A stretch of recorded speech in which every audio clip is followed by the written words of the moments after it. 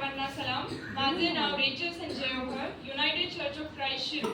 आणि आजचा आपला विषय आहे कलसे 2:20. तुम्ही जगाच्या प्राथमिक शिक्षणासाठी ख्रिस्ताबरोबर मेला आहात, तर जगात जगत असल्यासारखे विधींच्या स्वाधीन का होता. पौलाने कलसे येथील मंडळीला हे पत्र लिहिले व या वचनाद्वारे त्यांना बोध केला, किंवा असेही म्हणता येईल की खडसावून सांगितले.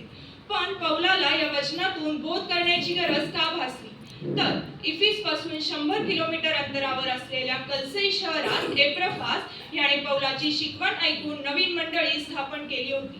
पण या नवीन मंडळीत काही खोटे शिक्षक निर्माण झाले होते, आणि म्हणूनच पौलाने या मंडळीला पत्र लिहावे व खोट्या शिक्षणाचा विरोध करावा अशी एप्रफास याने पौलाला विनंती केली. व पौलाने कलसे येथील मंडळीला हे पत्र लिहिले, ज्याच्या पहिल्या 2 अध्यायात त्याने शुभवर्तमानाची मूलभूत शिकवण दिली व खोट्या शिक्षणाचा विरोध केला. ही शिकवण देत असताना तो लिहितो, तुम्ही जगाच्या प्राथमिक शिक्षणास ख्रिस्ताबरोबर मेला आहात, तर जगात जगत असताना विधींच्या स्वाधीन का होता.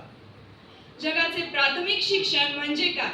तर देहदंडन करणे, अन्न पाणी वर्ज करणे, रूढी परंपरा रीती रिवाज यामध्ये गुंतून राहते.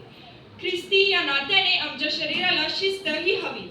पण या जगाच्या प्राथमिक शिक्षणामध्ये आम्हाला पापांपासून मुक्त करण्याची शक्ती नाही. म्हणूनच पौल म्हणतो, तुम्ही या सर्वांना ख्रिस्ताबरोबर मेला आहात.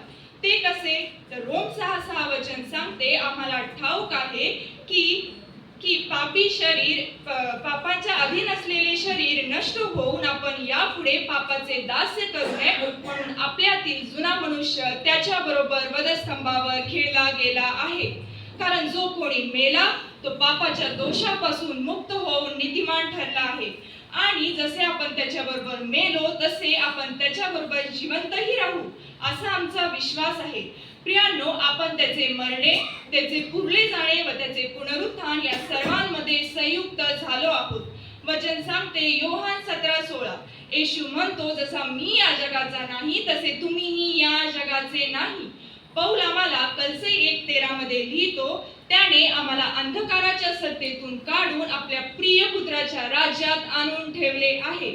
आणि म्हणूनच आमच्या जीवनावर मानवी नियमांचे नियंत्रण नसावे, तर देवाच्या नियमांचे नियंत्रण असावे.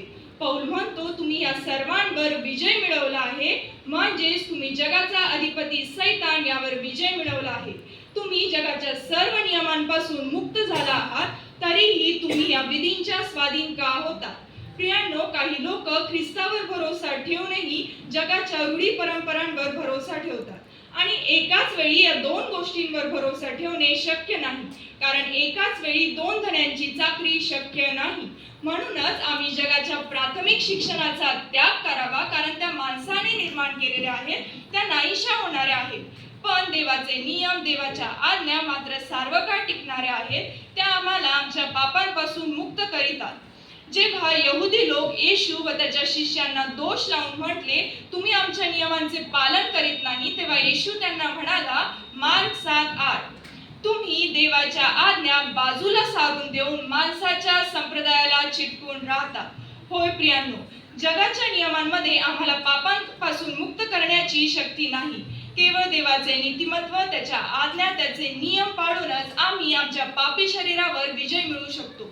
म्हणूनच प्रियांनो, आज आपण ठरवूयात की आपण जगाच्या नियमांच्या म्हणजेच प्राथमिक शिक्षणाच्या अधीन नाही, तर माझा येशू ख्रिस्त जो माझ्यासाठी वधस्तंभावर गेला, त्याचबरोबर मीही माझ्या पापांसाठी मेलो आहे, असा विश्वास ठेवूया.